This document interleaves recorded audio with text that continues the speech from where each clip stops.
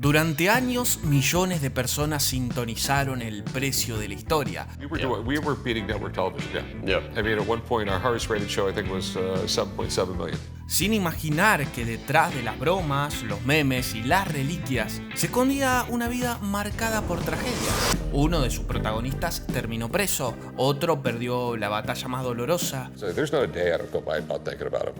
What do you think about? Could I have done something different? You know what I mean? I think I did everything right. Y otro murió dejando un legado imposible de igualar. Detrás del oro y las risas hubo sacrificios que pocos conocen. Pero para conocer esa historia hay que ir a donde todo comenzó. Pero antes, ¿sabías que el precio de la historia no solo trata de comprar y vender objetos antiguos?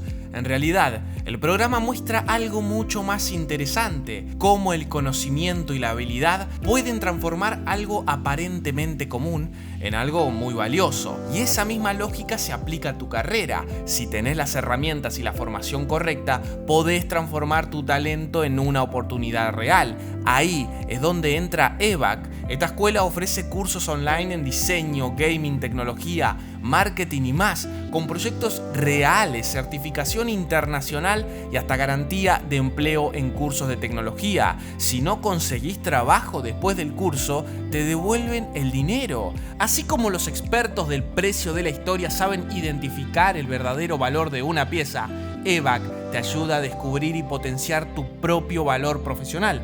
Por eso, aprovecha una beca del 55% de descuento para inscribirte hoy en cualquier curso con el código SERIES55. Entrá al enlace en la descripción y empezá hoy mismo a invertir en lo más importante, tu futuro. El Imperio Harrison no nació en el lujo, sino en la lucha de la clase trabajadora. Richard Benjamin Harrison, The Old Man o El Viejo como lo conocimos en Latinoamérica, nació el 4 de marzo de 1941 en Danville, Virginia. La situación económica de su familia era bastante precaria, por lo que se vieron obligados a mudarse a Carolina del Norte en busca de mejores oportunidades. Con apenas 14 años, Richard debía tomar el volante del autobús escolar que llevaba a la institución donde él mismo estudiaba, ganando apenas $6 a la semana. A pesar de sus esfuerzos por ayudar a su familia, esto no era suficiente y la necesidad lo llevó por un camino oscuro. Luego de ser arrestado por robar un auto, le dieron a elegir entre ser encarcelado o servir a su país alistándose en la Marina. Richard no lo dudó un segundo y de esa manera su servicio, que comenzó en octubre de 1958, se extendería por más de 20 años. Tiempo durante el cual demostró una férrea disciplina, llegando a alcanzar el rango de suboficial de primera clase.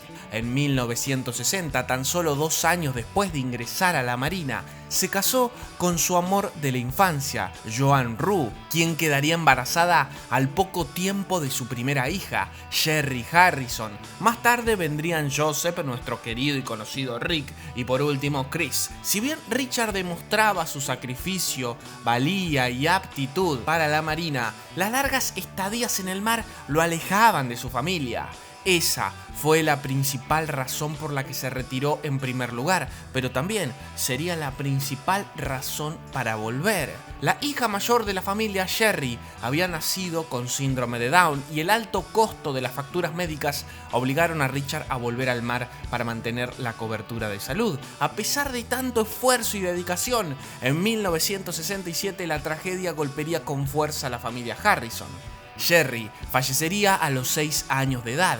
Richard la recordaría siempre como la luz de su vida y a pesar del inmenso dolor que atravesaría, sabía que debía ser fuerte para proteger y sostener a sus demás hijos. Lejos de casa durante casi 10 años, Richard pagó el precio de su lealtad.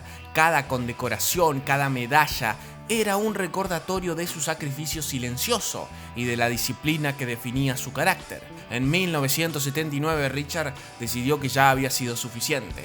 Después de 20 años de servicio, regresó a casa. Su esposa, Joan, necesitaba su apoyo y sus 3 hijos adolescentes se volvían una carga demasiado pesada para ella.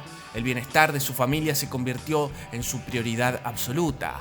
Tras retirarse, Richard y su esposa se dedicaron al negocio de bienes raíces. Sin embargo, el mercado colapsó debido a la caída de las ventas y las altas tasas de interés, dejando a la familia Harrison con pérdidas que superaban el $1.000.000. Este colapso se dio en un contexto difícil, ya que el mercado inmobiliario estadounidense estaba severamente afectado por la inflación, llevando a miles de pequeños empresarios a la quiebra. El patriarca de los Harrison estaba entre la espada y la pared, pero como bien sabemos, no es un hombre que se rinda fácilmente ante la adversidad. Con apenas $5.000 en su cuenta y con su familia sobre sus hombros, tomó una decisión desesperada: irse a Las Vegas. Condujo hacia Nevada en un viejo Valiant del 70 que sacaba tanto humo que tenían que parar cada hora y media porque se sobrecalentaba demasiado. Pero esta tenacidad sin igual daría sus frutos, porque al llegar, Richard Benjamin Harrison abrió una pequeña tienda de monedas de apenas 300 pies cuadrados, Gold Silver Coin Shop,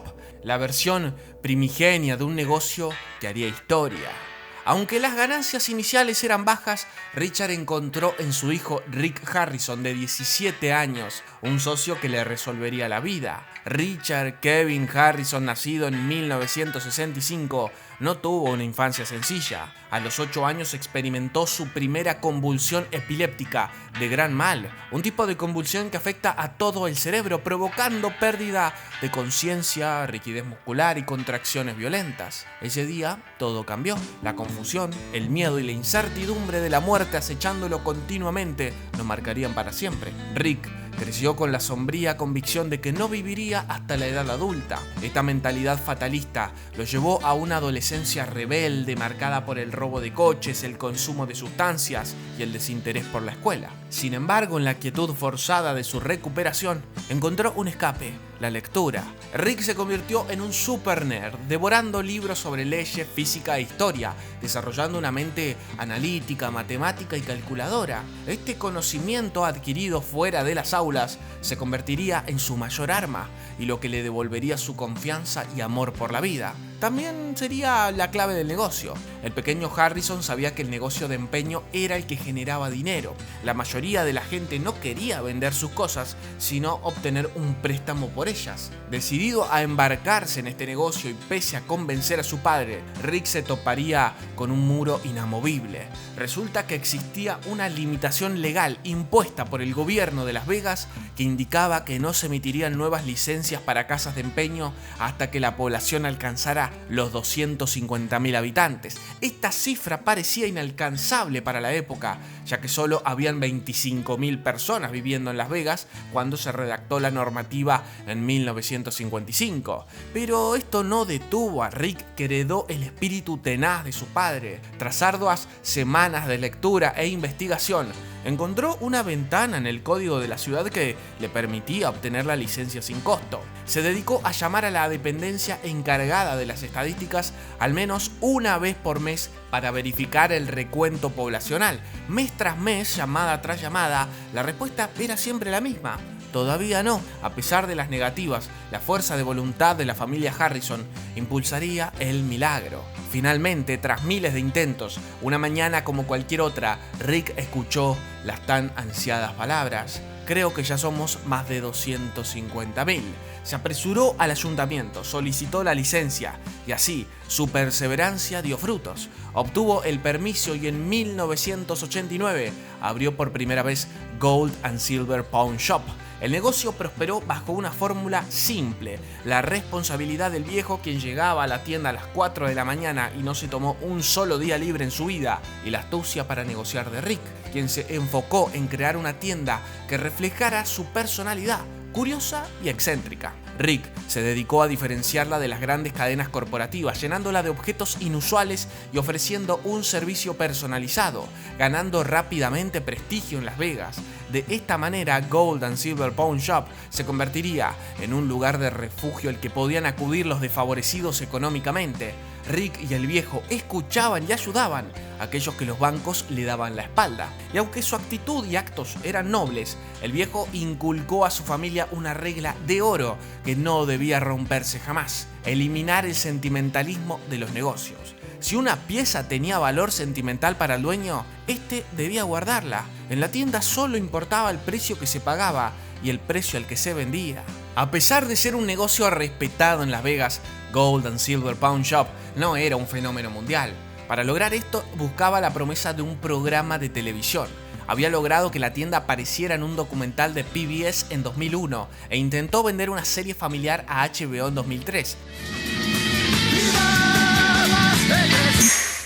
Rick sabía que necesitaban una oportunidad, por eso filmó un pequeño piloto, una leve muestra de lo que podía llegar a ser el show, pero cuando HBO apareció interesada, lo que parecía un sueño comenzó a torcerse. HBO se había interesado en la tienda, aunque no por las historias de los objetos ni por la pasión de Rick por la historia, sino por lo que la noche develaba. Quisieron aprovechar que la Gold and Silver Pawn Shop funcionaba durante 24 horas para instalar cámaras ocultas y registrar el desfile de personajes que llegaban por la madrugada, jugadores sin suerte, ladrones o simplemente personas agotadas que buscaban vender su última pertenencia después de perderlo todo en el casino. El plan era claro, un reality sobre la miseria humana filmado con tono cínico, similar a Taxi Cab Confessions. Rick dudaba.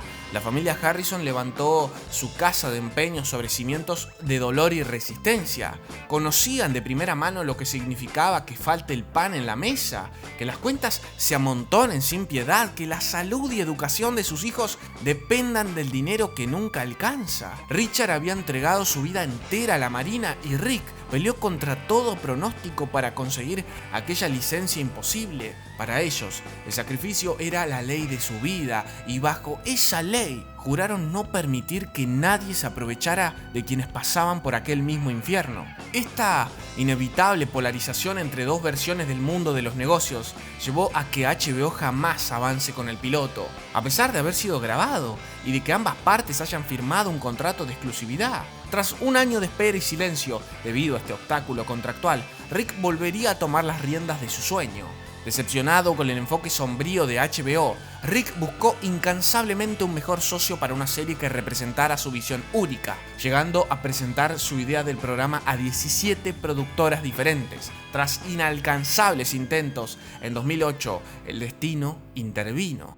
History Channel estaba lidiando con los peores ratings de su historia. Su contenido, aunque educativo, era demasiado denso y cerrado para la audiencia masiva. Buscaban algo comercial, que apelara a toda la familia, un programa que se pueda poner de fondo durante la cena familiar. Paralelamente, dos productores de Left Field Pictures, Brent Montgomery y Colby Gaines, estaban en Las Vegas para una despedida de soltero. Al ver la inmensa cantidad de casas de empeño y su actividad nocturna, se les ocurrió la idea de un reality centrado en una tienda familiar con personajes únicos, encontrando rápidamente a Gold and Silver Pawn Shop. Ahí apareció Rick. Su tienda llamó la atención de inmediato, pero Rick, como hábil negociador, no iba a dejar que la oportunidad se le escapara. Realizó una jugada audaz. Sabía que Left Field era pequeña y que podían dudar en arriesgarse. Entonces les dijo: escuchen, NBC Universal viene en 2 semanas a filmar en mi tienda. Era una clara mentira.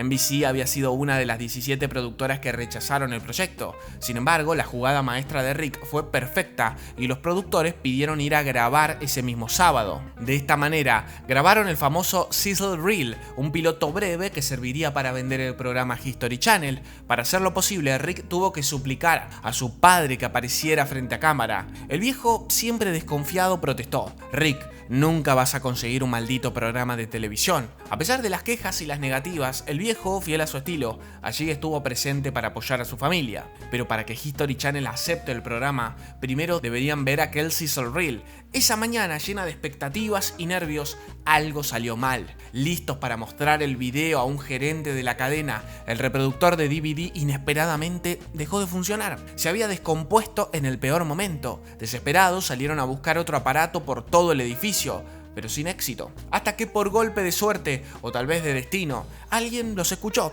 y les ofreció usar el reproductor que se encontraba en su oficina. Esa persona resultó ser el vicepresidente de A&E Network, la empresa matriz de History Channel. Ese hombre que de casualidad escuchó su problema y que milagrosamente tenía un reproductor de DVD en su oficina, era quien tomaba las decisiones finales. Tras ver el piloto, el vicepresidente no dudó un segundo y dio la orden. Las grabaciones debían comenzar cuanto antes, no sin antes ordenar un giro radical al programa. Un simple aditivo que sería uno de los momentos más divertidos y recordados del show. Ese agregado compartía espíritu con aquella vieja máxima de Richard: lo único que importa es el valor de los objetos. Por este motivo se añadieron expertos e historiadores al show, para darle un toque educativo y mayor credibilidad sin dejar de lado la dinámica familiar y los conflictos interpersonales entre los protagonistas. Ese reel fue un retrato mucho más fidedigno a la esencia de la familia y al negocio que Rick quería plasmar, esa visión que HBO descartó y que no existiría de no haber ocurrido ese encuentro fortuito. Así nació El precio de la historia, aunque en ese momento todavía conservaba el nombre Pawning in History, un nombre largo y sin gancho que modificarían por Pawn Stars, en un divertido juego de palabras que fonéticamente suena similar a Porn Stars. Con piloto preparado y habiendo rebautizado el programa, el 19 de julio de 2009 marcaría el inicio de la leyenda. El arranque del precio de la historia sería un hito sin igual, rompiendo todos los récords del canal. We were beating network television, yeah. I mean, at one point, our highest rated show, I think, was 7.7 million. Yeah. I mean, there's Monday Night Footballs where it's lower than that.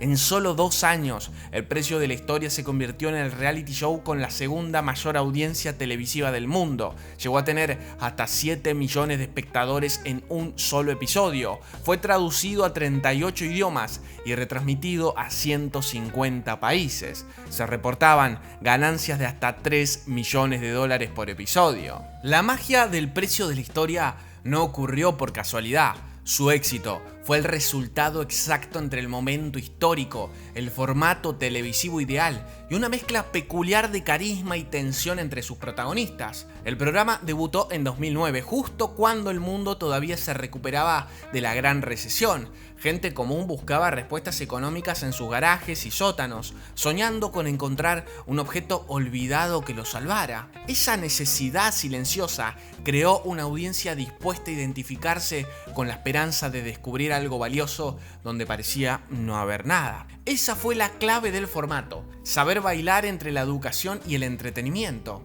En pantalla, un historiador o un restaurador llega a la tienda cuando Rick duda o no conoce con exactitud de la veracidad o la historia del objeto.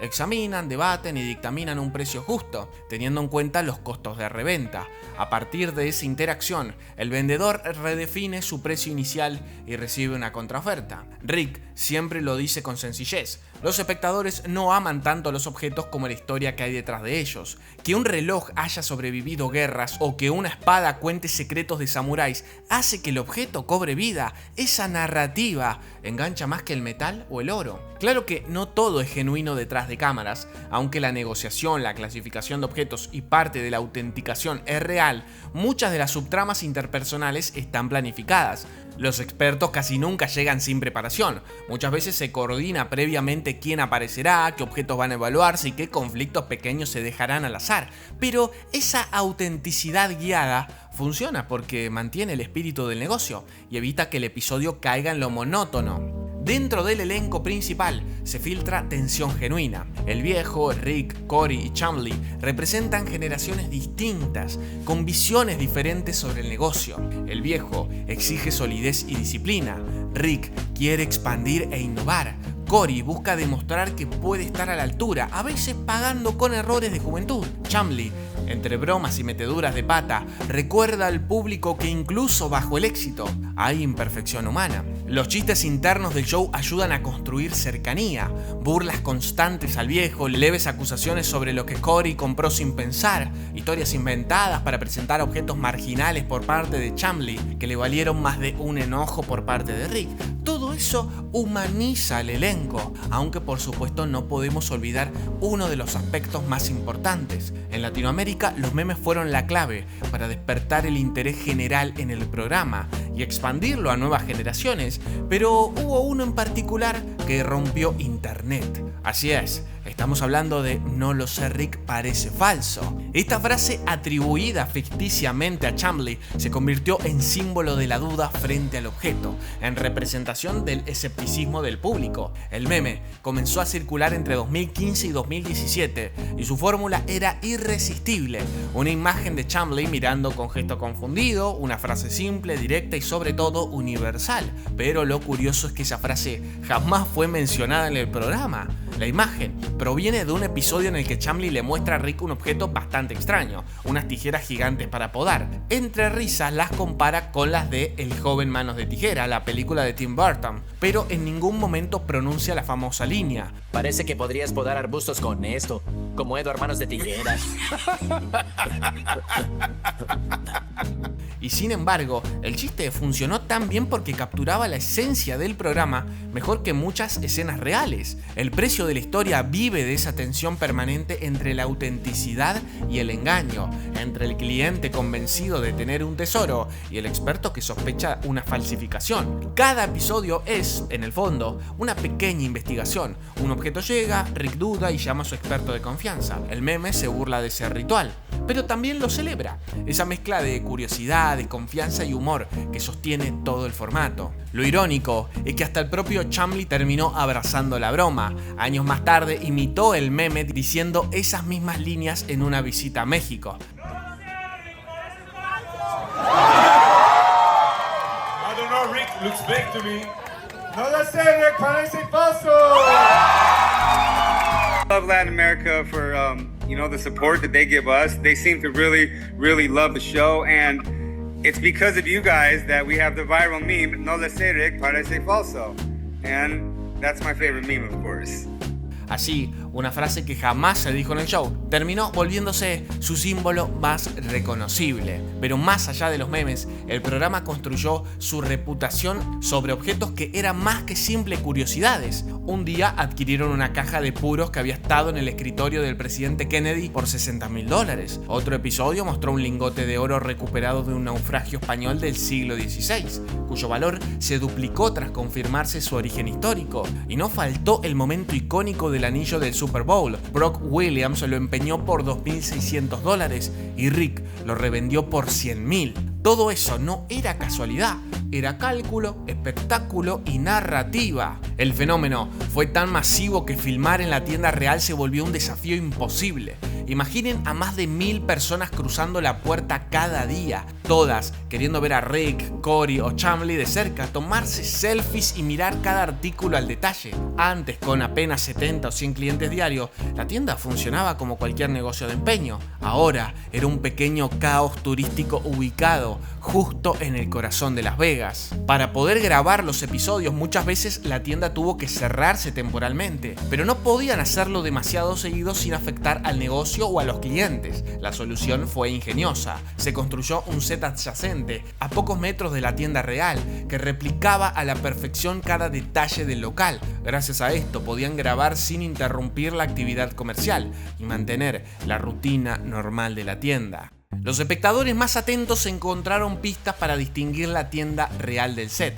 En la réplica la puerta era de vidrio esmerilado, impidiendo ver hacia afuera, mientras que en la tienda real el vidrio era completamente transparente, dejando entrever el tráfico de la ruta. Otro detalle sutil estaba en el techo. Las primeras temporadas permitían ver el techo bajo de la tienda real, mientras que en el set la cámara debía filmar ángulos más cerrados para acomodar la iluminación y el sonido de producción. De hecho, entre el 80 y el 90% de los episodios que vemos en pantalla fueron filmados en ese set, aunque para el espectador parecía que todo sucede detrás del mostrador de la tienda real. Esa mezcla de realidad y réplica permitió que la serie mantuviera su autenticidad, al mismo tiempo que soportaba la avalancha de turistas y la complejidad legal de proteger la identidad de los clientes. Pawn Stars no triunfó por mostrar objetos caros, triunfó porque convirtió la incertidumbre en espectáculo, aquello que el director de cine Alfred Hitchcock denominó suspense. El programa de History Channel hizo de la duda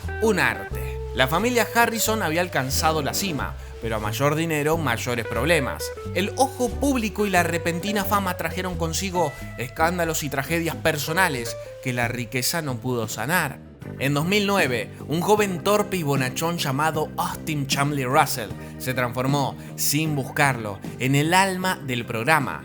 Lo que comenzó como un simple trabajo en la tienda de empeños de su amigo de la infancia, Corey, terminó convirtiéndolo en una celebridad mundial. Su carisma ingenuo, sus bromas absurdas y su dinámica con Rick y el viejo lo convirtieron en el favorito del público. Las ventas se dispararon, los fans hacían fila para conocerlo y el merchandising con su cara llenaba las vitrinas. Pero detrás de las risas y las frases virales se escondía un hombre que luchaba con sus demonios internos. Antes de la fama, Chumley había crecido en un lugar humilde de Las Vegas. La repentina riqueza, autos deportivos, fiestas y la idolatría de millones fue demasiado como para asimilarlo, y el muchacho simpático del programa empezó a convertirse lentamente en una figura trágica. Todo explotó el 9 de marzo del 2016. Las Vegas despertó con una noticia que sacudió a los fans del programa más visto de History Channel.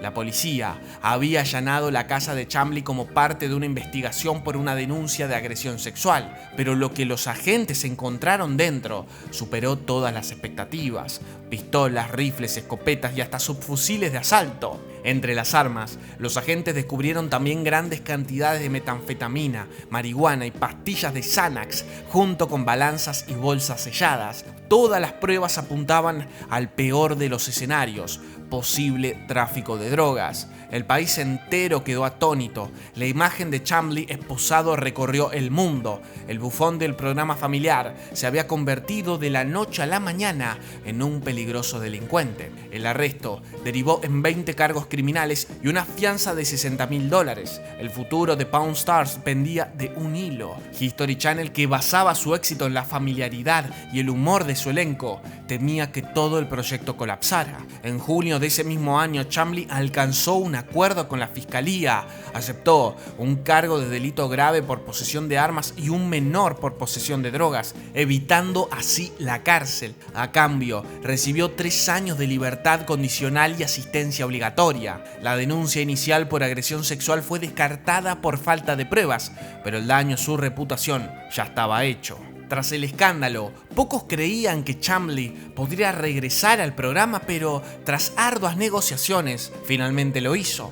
Pawn Stars decidió mantenerlo, quizás porque su figura seguía siendo demasiado querida por el público, o tal vez porque su historia encarnaba algo profundamente humano, la caída y la posibilidad de redimirse. Austin comenzó un proceso de transformación, bajó de peso, se alejó de las malas compañías y abrió su propio negocio, una tienda de dulces ubicada cerca de la casa de empeños original, símbolo de una nueva etapa más sana y controlada. Su historia se convirtió en una lección sobre los peligros de la fama súbita y la fragilidad de la imagen pública. Mientras Chumley reconstruía su vida, la familia Harrison enfrentaba un golpe mucho más profundo. Richard, el viejo Harrison, el patriarca que había fundado la Gold and Silver Pawn Shop, fue diagnosticado con Parkinson.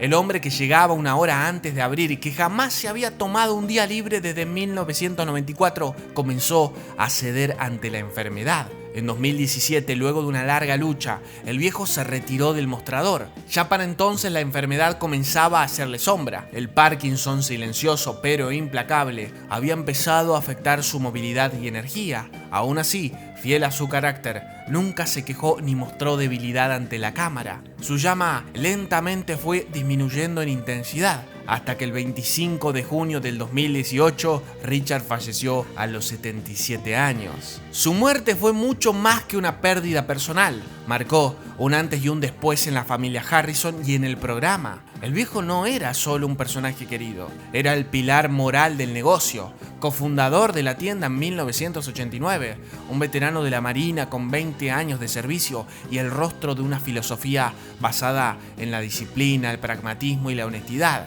Fue Rick quien anunció la noticia. Lo llamó mi héroe, amigo, padre, maestro y mucho más en una publicación hecha en Instagram. Dijo sentirse bendecido por haber tenido un padre así. Pienso en él todos los días, declaró en entrevistas posteriores. El impacto no fue menor en el negocio.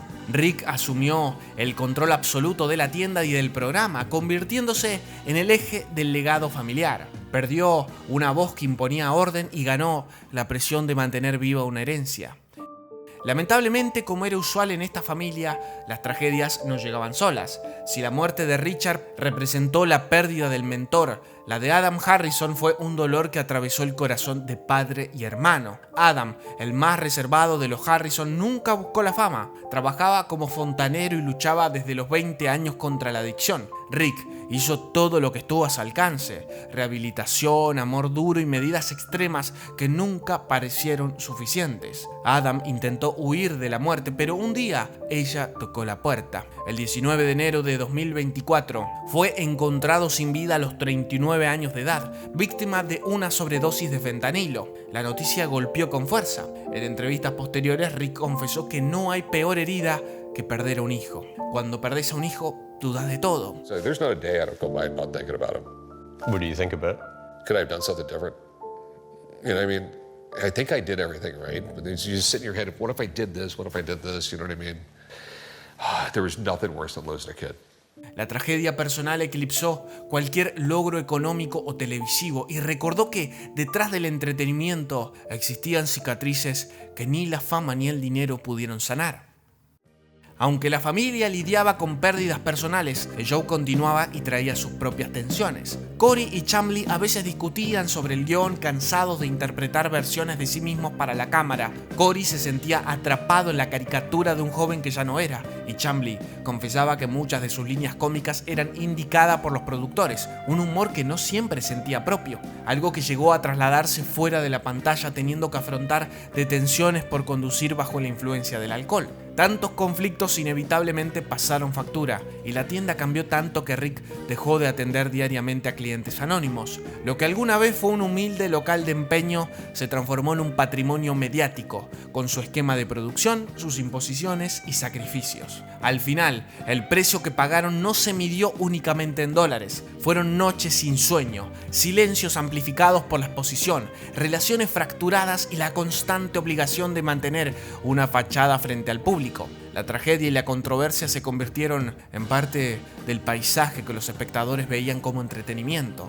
Para los Harrison, esas cicatrices son reales. La Gold and Silver Pawn Shop, que en sus inicios atendía apenas un centenar de clientes por día, es hoy uno de los destinos turísticos más visitados de Las Vegas, con picos de más de 10.000 visitantes diarios en temporada alta. La afluencia masiva obligó a ampliar el local, contratar a decenas de empleados adicionales y transformar la tienda en un complejo que funciona tanto como negocio como atracción cultural. La expansión también dio origen al Pawn Plaza, un centro comercial que diversificó la marca y consolidó a la familia Harrison como empresarios más allá de la televisión. Con más de 700 episodios y 23 temporadas al aire, el precio de la historia continúa vigente, como un testimonio de esfuerzo, la constancia y la capacidad de reinventarse frente a la adversidad. Desde el riesgo asumido por Richard hasta la perseverancia casi obsesiva de Rick en conseguir la licencia, pasando por el resurgimiento de Chamblee tras el escándalo, cada paso refleja el costo oculto del éxito. Rick Harrison, que desde niño debió sobreponerse a la epilepsia, demostró que el conocimiento y la iniciativa podían convertir sus sueños en realidad. Hoy busca concentrarse en su familia y disfrutar al fin el fruto de tantos años de trabajo. Pero mientras la tienda siga abierta y el negocio prospere, el público recordará que, aunque cada objetivo tiene un precio, la fama y la fortuna también exigen el suyo. En el caso de los Harrison, este camino de sacrificio, pérdida y un dolor imborrable fue, sin duda, el precio de su historia. Muchas gracias por haber visto el video. No olvides dejar tu me gusta y suscribirte para no perderte ninguno de nuestros documentales. Ahora quiero leerte en los comentarios, Nos vemos en la próxima.